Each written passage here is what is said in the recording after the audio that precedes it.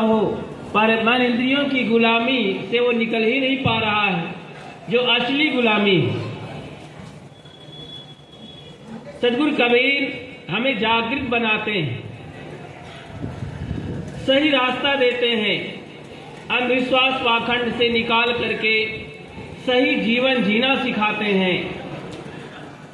वे कहते हैं सकलो दुर्मत दूर करो अच्छा जन्म बनाओ, काग गवन गति छाड़ के हंस गवन चली आओ। वे आज्ञा देते हैं, निर्देश करते हैं, सारी दुर्बुद्धि को दूर करो। आज सद्बुद्धि के अभाव में ही सारी समस्याएं हैं, समस्याओं का अंबार लग गया है। दुर्बुद्धि के परिणाम में आदमी दुर्व्यसनी हो गया है, दुराचारी हो गया है, अंधविश्वासी हो गया है। सद्बुद्धि आ जाए तो क्या पूछना, किसी की हिम्मत है कि वो बीड़ी गांजा तंबाकू खाएगा और अंधविश्वास का शिकार होगा। लोगों के दिमाग में तरह तरह की बातें भर दी गई। हर आदमी, चाहे वो धार्मिक हो चाहे राजनीतिज्ञ हो, सब धंधा करने में लगे। जैसे कोई धंधेबाज होता है, कहता संडे हो या मंडे रोज खाओ अंडे, ये शाकाहारी अंडे है। कहीं शाकाहारी होता है क्या अंडा? पेड़ में फलता है, कहीं और शकरकंद की तरह जमीन में पाया जाता है। अरे भाई, सब जानते हैं कि नर मादा के संयोग से वो एक गर्भ बनता है और पैदा होता है, सीधा सीधा है, मलमूत्र है, वो कहीं कोई खाने की चीज है?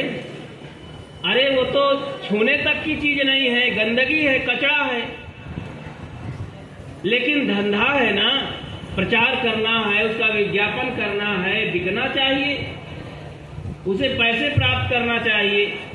ऐसे ही न जाने कितने धंधेबाज झूठाई का प्रचार कर बैठते हैं, समाज के लोगों को, इंसानियत को ताक पर रख देते हैं। जो सच्चा धर्म है, धर्म हमें कभी नहीं सिखाता है गलत रास्ता, लेकिन धर्म के नाम पर जब धंधा किया जाता है तो उसी में तमाम तरह से लुटाई चालू हो जाती है और बहुत बड़ा अपराध और पाप आरंभ हो जाता है।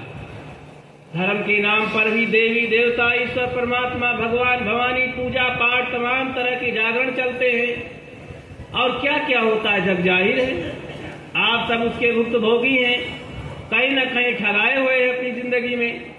सदगुरु कबीर इसके लिए कहते हैं सकलो दुर्मति दूर करो अच्छा जन्म बनाओ, सारी दुर्बुद्धि को दूर करके जीवन को अच्छा बनाओ और कौवे की चाल छोड़ करके हंस की चाल।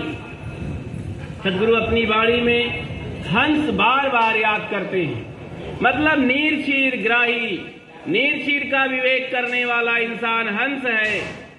जैसे एक हंस पक्षी होता है, कहा जाता है दूध और पानी को अलग अलग कर देता है।